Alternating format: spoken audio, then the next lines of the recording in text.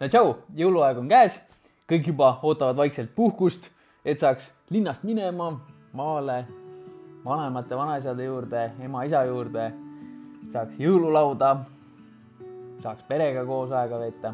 Mõtlesin, mis ma siin jõulude ajal ikka oskan teha, aga teeme siis teiega koos piparkooke. Aga et kanali sellisele teemale truuks jääda, siis räägime natukene kinnisvarast ka ikka. Tainas on olemas, need asjadused on ka olemas.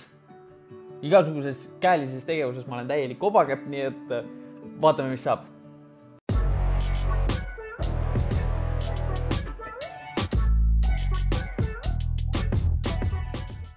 Noh, mis esimene samm on?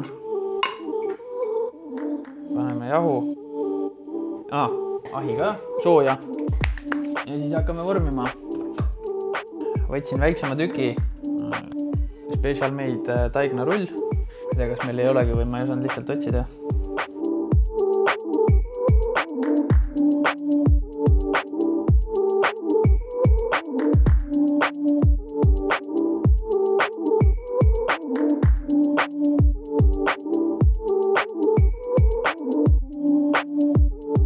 Võib nad vist panni peale juba ära laduda.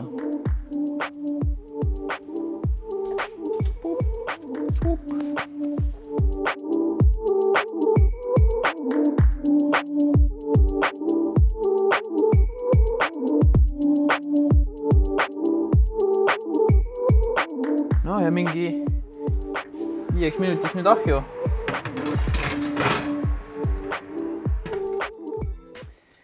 Niikaua kui piparkoogid on ahjus, võtame siis eelmise aasta kokku selliselt, et proovime hoopis uuele aastale ette vaadata. Proovin ju siin kanalil ikkagi kasulik olla teile. Müüa oli eelmisel aastal väga hea aeg, see on selge. Proovime vaadata, kelle nüüd uuel aastal ostmiseks võiks hea aeg olla. Esiteks, kui sul on plaanis kodu vahetada, ehk sul on praeguse kodu müük pluss uue kodu ost. Sul ei ole väga suurt vahet. Sa müüd praegu kõrge hinnaga, võib väita, et sa ostad ka kõrge hinnaga, võib väita puhtalt sellepärast, et turu kasvamine praegu jätkub. Me ju ei tea, kus lõpuks päris turu tipp siis on. Aga okei, müüd kõrge hinnaga, ostad kõrge hinnaga, sul väga vahet ei ole. Praegu vähemalt laenu intressimäärad on madalad. Kui nüüd oodata ja turg siis lõpuks langeks ka, siis sul on ikkagi kõigepealt vaja müüa ja siis uus osta. Hinnad on nüüd madalamal tasemel, aga see hinnavahe sul müüdava ja ostetava kinnisvara vahel, see suurusjärk tõenäoliselt on ikkagi sarnane. Risk tegelikult kasvab siis, kui sa proovid turgu ajastada selles mõttes, et sa müüd enda oma maha ja siis jääd ootama, et turg langeks. Ja tegelikult turg jätkab kasvamist. Lõpuks 2 aasta pärast pere vajadused juba niimoodi nõuavad, et kodu vahetaks, siis lõpuks ikkagi ostad ära. Tegelikult siis müüsidki odavamal turul, ostsid kallimal turul. Ehk riski aitab vähendada see, kui sa enda kodu vahetamisel müügi ja ostutehingu hoiad üksteisele võimalikult lähedal, võimalikult sarnasel turul. Aga kui sa kodu lihtsalt vahetad, ühe müüd, teise ostad, siis väga palju pole vaja üle mõelda. Ja teiseks, ostmise peale võiks mõelda ka esimese kodu ostja. Tavaliselt esimese kodu ostjal laenu saamine on kõige keerulisem. Praegu on selles mõttes hea hetk, et laenu antakse üsna julgelt.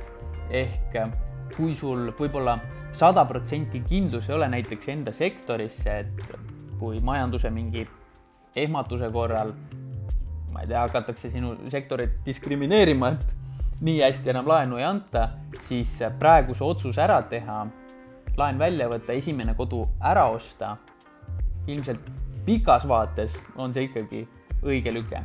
Kui sa ostad enda esimese kodu ära, siis laenu tagasimaksmisega sa hakkad sinna endale oma kapitali ehitama. Miks muidu inglise keeles öeldakse it's about time in the market, not timing the market. Ehk kui sa oled pika vaatega turul, mida koduostja enamasti on, siis mida varem sa kinnisvara omanikuks saad, seda kauem on sul aega enda oma kapitalil lasta kasvada. Kellel siis ei tasu lähikuudel osta või pigem, kes ei pea otsustega liiga palju võib-olla rabistama või liiga kiirustatud otsuseid tegema. Esiteks, uusarenduste ostjad ehk kõik need noored, kes tahavad uut ja ilusat kodu, aga midagi pole pakkumisel. Arendajad said selle aasta alguses väga selge sõnumi. Turg on aktiivne, praegu müümiseks hea hetk. Kõik arendajate külmutatud projektid, kõik sahtliprojektid, kõik pandi töösse. Lihtsalt selle pakkumise turule jõudmine võtab natukene aega. No, kui mõelda projekti valmimist, siis kuskil nullist 2-3 aastaga, 2-3 aastat läheb kindlasti projekti valmimiseni. Võib-olla kellel siin mõned sellised uued etapid lihtsalt töösse panna, need tulevad kiiremini, aga eelmüüki uuel aastal jõuab kindlasti rohkem korterid, kui jõudis sellel aastal, mis tähendab rohkem pakkumist. Ehk võib-olla ei pea nii palju selliseid kompromisse tegema, mida võib-olla asukoha pealt. Kui sa täna pead vaatama Tallinnast kuskil 30 kilomeetri kaugusele, et leida endale sobivas hinnaklassis midagi, siis uuel aastal võib-olla seda pakkumist on natukese rohkem. Pakkumiste kasvamine kindlasti ei tasu siin hindade langemist oodata. Pakkumise kasvamine iseenesest seda kindlasti ei tähenda. Nõudlust on ka piisavalt. Võib-olla lihtsalt siis kasv natukene rahuneb, aga uuel aastal peaks olema uusarenduste sektoris natukese rohkem valikut. Otsustega ei peaks kiirustama ka investorid, eriti flippimisel. Kui sa ostad, et omada seal 10 aastat pluss, korter üürile anda enne 10 aastat ei mõtlegi müümisele, siis pikaajalises vaates hinnad on ikka tõusutrendis, isegi kui mingi väike jõnks käib läbi. Aga kui sa lühiajalises vaates ostadki korteri, renoveerid, müüd, maks 3-4 kuud tahadki üldse seda omada ja täpselt sellel ajal juhtubki turukorrektsioon, siis on jama. Ehk investorid peaksid olema siis turu ajastamise tippude langemiste mõistes ettevaatlikud.